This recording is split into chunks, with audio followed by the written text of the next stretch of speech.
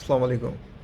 Today we are going to start first chapter of class first year biology, which is biological molecules. आज हम पढ़ने जा रहे हैं बायोलॉजिकल मॉलिक्यूल्स के बारे में, यानी ऐसे मॉलिक्यूल्स जो आपको लिविंग ऑर्गेनिजम्स की बॉडी के अंदर मिलें। उन सब मॉलिक्यूल्स को आप बायोलॉजिकल मॉलिक्यूल्स कहते हैं।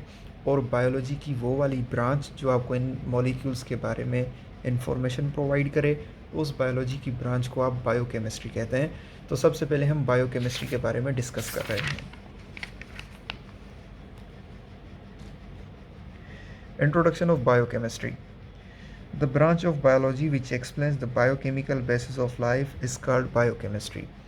बायोलॉजी की वो वाली ब्रांच जो आपको लाइफ का बायोकेमिकल बेसिस बताए, उस बायोलॉजी की ब्रांच को आप बायोकेमिस्ट्री कहते हैं। अच्छा, बायोकेमिकल बेसिस किसको कहते हैं, इसी चैप्टर में आगे चलकर अभी थोड़ी देर में हमें पता चल जाएगा कि जो ऑर्गेनिजम्स हैं वो हकीकत में एटम्स के बने हुए होते हैं, मॉलिक्यूल्स के बने हुए होते हैं। यानी एटम्स और मॉलिक्यूल्स को आप केमिकल बोलते हैं। तो बायोलॉजी की वो वाली ब्रांच जो आपको बायोकेमिकल बेसिस के बारे में बताए, लाइफ के बायोकेमिकल बेसिस के बारे में, उस बायोलॉजी की ब्रांच को आप बायोकेमिस्ट्री कहते हैं। It is one of the most important branch of biology due to some reasons given below. Biochemistry को हम बायोलॉजी की मोस्ट इम्पॉर्टेंट ब्रांच कहते हैं। बायोलॉजी की किस वजह से, वो रीजंस लिखे हुए हैं जिन रीजंस की वजह से आप बायोकेमिस्ट्री को बायोलॉजी की मोस्ट इम्पॉर्टेंट ब्रांच कहते हैं। Number one reason, it provides information about all the processes carried out in the living organisms. पहला जो रीज़न है जिसकी वजह से हम बायोकेमिस्ट्री को बायोलॉजी की मोस्ट इम्पॉर्टेंट ब्रांच कहते हैं, वो ये है कि बायोकेमिस्ट्री ने आपको इन्फॉर्मेशन प्रोवाइड की कि लिविंग ऑर्गेनिजम्स के अंदर जितने भी केमिकल प्रोसेसेस हो रहे हैं उनके बारे में। For example, from construction of body structure to flow of information from nucleus. आपकी बॉडी के अंदर मुख्तलिफ़ किस्म के जो स्ट्रक्चर्स हैं उनका बनना, यानी हेयर का बनना या आपके नेल्स का बनना, इनकी इन्फॉर्मेशन बायोकेमिस्ट्री ने आपको बताई। या इसके अलावा कि न्यूक्लियस से इन्फॉर्मेशन आगे चलकर हम पढ़ेंगे कि सेल का जो न्यूक्लियस होता है वहाँ से एक स्पेशल इन्फॉर्मेशन फ़्लो करती है साइटोप्लाज्म की तरफ। तो इसके बारे में भी बायोकेमिस्ट्री ने आपको बताया है। Specially DNA for enzyme protein sciences and control of all mechanism. ये जो इन्फॉर्मेशन आती है न्यूक्लियस से साइटोप्लाज्म तक, किस वजह से आती है, आपकी बॉडी के अंदर सेल के अंदर प्रोटीन को बनाने के लिए। अच्छा, ये बात जो लिखी हुई है स्पेशली डीएनए फॉर एंजाइम, इसको अभी आप नेगलेक्ट करें, इंशाल्लाह आगे इसको डिस्कस करेंगे हम। अभी इतना याद रखें कि न्यूक्लियस से जो इन्फॉर्मेशन आती है साइटोप्लाज्म तक, वो प्रोटीन को बनाने के लिए आती है, या आपकी बॉडी के अंदर सेल के अंदर जो मुख्तलिफ मैकेनिज़म्स हैं, रिस्पायरेशन है, फोटोसाइंसिस है फॉर एग्जांपल, उसको कंट्रोल करने के लिए। नंबर सेकंड रीज़न है जिसकी वजह से बायोकेमिस्ट्री को आप मोस्ट इम्पॉर्टेंट ब्रांच कहते हैं, वो है it provides information about abnormal mechanisms which lead to disease. Number second information biochemistry ने आपको प्रोवाइड की जिसकी वजह से आप इसको मोस्ट इम्पॉर्टेंट कहते हैं, वो ये है कि लिविंग ऑर्गेनिजम्स की बॉडी के अंदर कौन से एबनॉर्मल मैकेनिज़म्स हो रहे हैं जिनकी वजह से उनको डिजीज़ हो रही हैं, मुख्तलिफ बीमारियाँ हो रही हैं। It ultimately opens doors to the development of medicine and medical equipment to elucidate these abnormalities. अब जब आपको पता चलेगा कि डिज़ीज़ हुई है, किस वजह से हुई है, तो आप आखिर नतीजा मेडिसिन्स बनाएंगे। इसके अलावा आप मेडिकल इक्विपमेंट बनाएंगे कि आपको उस डिज़ीज़ को एलिसिडेट करना है, ख़त्म करना है, उस एबनॉर्मलिटी को ख़त्म करना है जिनकी वजह से डिजीज़ हो रही हैं। Number third, the recent concept and technologies of biochemistry enabled us to investigate and understand most challenging and fundamental problems of biology and medicines. Number third reason जो हम डिस्कस कर रहे हैं वो ये है कि बायोकेमिस्ट्री के होने से पहले वो क्वेश्चंस जिनको चैलेंजिंग समझा जाता था, जिनके आंसर्स नहीं मिल सकते थे हमें, उन सब का आंसर बायोकेमिस्ट्री ने सेटिस्फैक्टरली हमें दिया।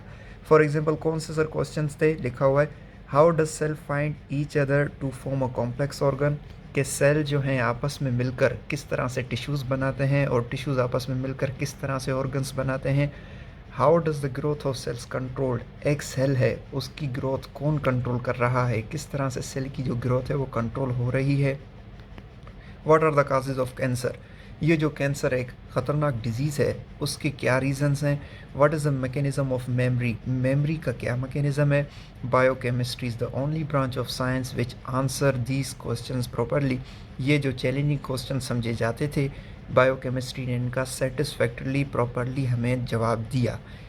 ये थ्री रीज़न्स जो हैं आपको याद करने हैं। सबसे पहले जो बायोकेमिस्ट्री को इम्पोर्टेंट बनाता है रीज़न वो है कि बायोकेमिस्ट्री ने आपको जितने भी लिविंग ऑर्गेनिजम्स की बॉडी के अंदर केमिकल प्रोसेसेस हो रहे हैं उनके बारे में आपको इन्फॉर्मेशन दी, number one. Number second, biochemistry ने आपको बताया कि लिविंग ऑर्गेनिजम्स की बॉडी के अंदर कौन से एबनॉर्मल रिएक्शंस हो रहे हैं या एबनॉर्मल मैकेनिज़म्स हो रहे हैं जिनकी वजह से किसी भी लिविंग ऑर्गेनिज्म को डिजीज़ होती है।